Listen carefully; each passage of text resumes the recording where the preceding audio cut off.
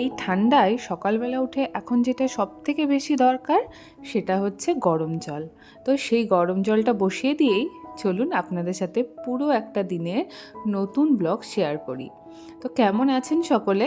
আশা করছি খুব ভালো আছেন। আমরাও কিন্তু ঠান্ডাতে মোটামুটি ভালোই আছি। তো এখন ওই সকালবেলা হয়ে গেছে, সকালবেলা প্রায় উঠেছি ওই 7টা নাগাদ। কারণ ঠান্ডার দিন এখন উঠতে না বড্ড কষ্ট হয়। তো সকালবেলা উঠেই গরম জলটা তো করে নিলাম, আর সকালবেলা আমি যেটা খাই সেটা হচ্ছে এই যে চিয়া সিডস, আর ওর সাথে কিছু কিশমিশ, আর ঘরে একটু আঞ্জির এনেছিলাম, তো সে ভাবলাম সেই আঞ্জিরগুলো ভিজিয়ে খেয়ে নিই। অনেক দিন থেকে আনা রয়েছে, যদি নষ্ট হয়ে যায় সেই জন্য কিন্তু এখন অল্প অল্প করে ভিজিয়ে দিচ্ছি। আর জানেন তো আমার না আঞ্জির খেতে একদমই ভালো লাগছে না, কিন্তু কি করব, অত টাকা দিয়ে দাম দিয়ে কিনেছি, নষ্ট কি করা যায় বলুন। তো সেই জন্য ভাবলাম প্রতিদিন একটা একটা করে আঞ্জির জলে ভিজিয়ে সেটা যখন সকালবেলা কিশমিশটা খাই ওর সাথে খেয়ে নেব। তবু ওর সাথে খেলে অতটাও খারাপ লাগছে না, কিন্তু শুধু একদমই আমি খেতে পারছি না। যাই হোক, চলুন, আজকের দিনটি ছিল শনিবার, আর শনিবার সকালবেলারই একটা ভিডিও শেয়ার করছি। শনিবার যেহেতু আমরা নিরামিষ খাই, আর আজকে যেহেতু হাজব্যান্ডের অফিসও আছে, তাই রান্না তো করতেই হবে। তো সেইভাবে কিন্তু রান্নাটা বসিয়ে দিলাম। তো আজকে করব মূলো দিয়ে ডাল। খুব টাটকা না মূলো শাক এনেছিল, আর ওর যে মূলোগুলো এত সুন্দর ছিল দেখে মনে হচ্ছিল কাঁচা কাঁচাই খেয়ে নিই, কিন্তু কাঁচা মূলো খেলে না আমার আবার প্রচণ্ড গ্যাসের সমস্যা হয়। তো সেই জন্য আর কাঁচা মূলোটা খেলাম না, ওই যে ডালে দিয়েছি, ডাল দিয়ে করেই কিন্তু খাবো। আর মূলোর যে শাকটা ছিল ভাবলাম এটাও টাটকা টাটকা করেই ফেলি সকালবেলা। তো এই যে মূলো শাকটা কেটে নিচ্ছি, আর মূলোটাও গোল গোল করে কেটে নিয়েছি ডালে দেওয়ার জন্য। ডাল দিয়ে মূলো শাক খেতে কিন্তু এই ঠান্ডায় আমার বেশ ভালোই লাগে। শুধু আমার কেন, আমার ঘরে সবারই ভালো লাগে। মানে মেয়েও খায় আর আমার হাজবেন্ডও কিন্তু খায়। ঠান্ডায় কিন্তু মূলোটা আমরা প্রায় খাই।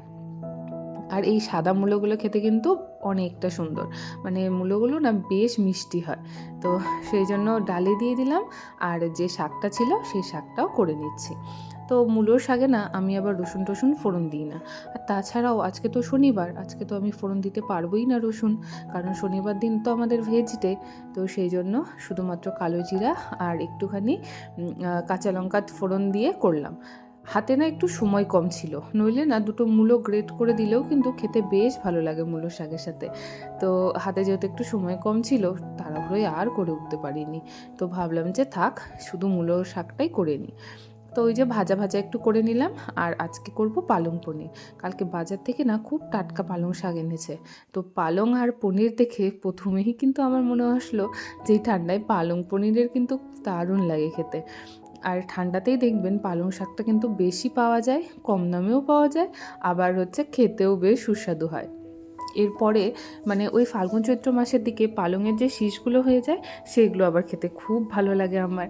কিন্তু আমার হাজব্যান্ড আবার সেই পালং শীষ অতটাও পছন্দ করে না, কিন্তু আমার আবার দারুণ লাগে পালং শীষের তরকারি খেতে।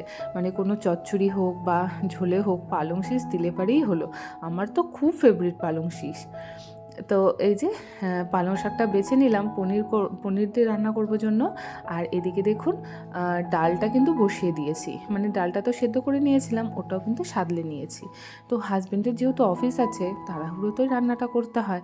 আর এখন জানেন তো সকালবেলা উঠতে একটু ঘুম থেকে দেরিই হয়ে যাচ্ছে। এই ঠান্ডার সময় না 7টার আগে বিছানা ছাড়তেই ইচ্ছে করে না। চোখ তো খুলে যায় 6:30টায়, কিন্তু ওই যে কম্বল ছেড়ে উঠতে ইচ্ছে করে না। তো সেই জন্য কিন্তু শুয়েই থাকি প্রায় ওই আধা ঘন্টা 45 মিনিট, 45 মিনিট না 15 মিনিট, বেশিরভাগ ওই 15-20 মিনিটই শুয়ে থাকি। একটুখানি নিজেকে মানে চিয়ার আপ করি যে হ্যাঁ আমি পারবো, আমাকে উঠতে হবে, করতে হবে। তো যাকগে সেসব কথা। শীতের দিনে না সবারই ওরকম হয় আমার মনে হয়। তো এই যে একটু পালং পনির করে নিলাম। আর যেহেতু হয় বললাম না হাজব্যান্ডের অফিস আছে, পুরো পনিরটাকে দিয়ে ফোটাতে গেলে কষাতে গেলে অনেকটা দেরি হবে। তো ওর জন্য একটুখানি কয়েকটা পনির দিয়ে পালংটাকে ভালো করে কষিয়ে নিয়ে একটু ঝোল দিয়ে ফুটিয়ে দিলাম।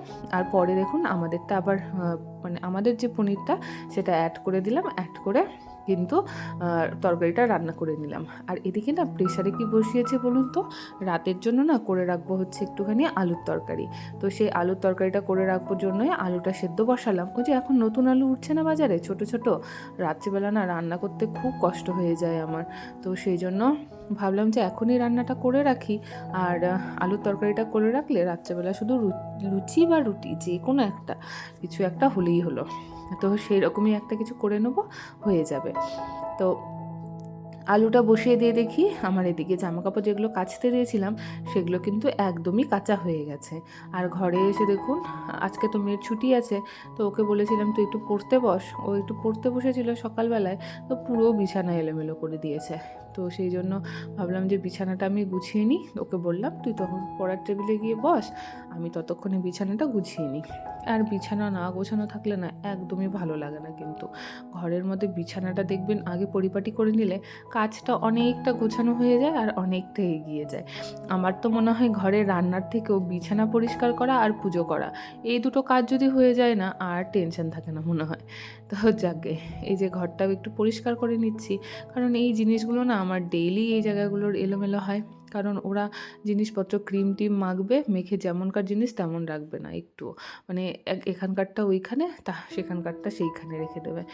তো সেগুলো একটু পরিষ্কার করে নিলাম, নিয়ে এই যে ঘরের যে বাকি জিনিসগুলো ছিল সেগুলো একটু মুছে টুছে নিয়ে ঘরটা, আজকে যেহেতু শনিবার বজরংবলীর পুজো করি, তো সকাল সকালে একটু মুছে নিলাম। আর আমার সকাল মানে তো জানেনই, সকাল 9টার পর আমার মানে ফুরসত হয় ঘরের কাজ করার। আমার সকাল মানে ওই ঘড়িতে প্রায় তখন 10টা 10:30। তো যাকগে, কী করবো আর, একা হাতে সমস্ত কাজটা করতে গেলে একটু তো দেরি হবেই, আর সেটা একটু মানিয়েও নিতে হবে।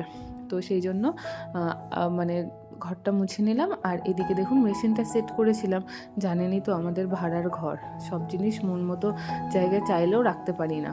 এখানে বাথরুমটা এতটাই ছোট আর এতটাই কনজাস্টেড যে এখানে আমি মেশিনটা সেট করে রাখতেই পারি না।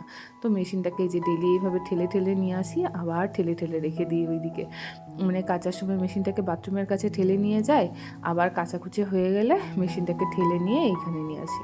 আর এই যে টেবিলটা পেতেছিলাম, টেবিলটা নিয়ে এসেছিলাম, ঘরে কিছু লোক এসেছিলো, তো টেবিলটা ভাবলাম আজকে এখান থেকে সরিয়ে দিই, কারণ এই জায়গাটা না এমনি তো ছোটো, তো টেবিলটা থাকলে না আরও বড্ড ছোটো ছোটো লাগে।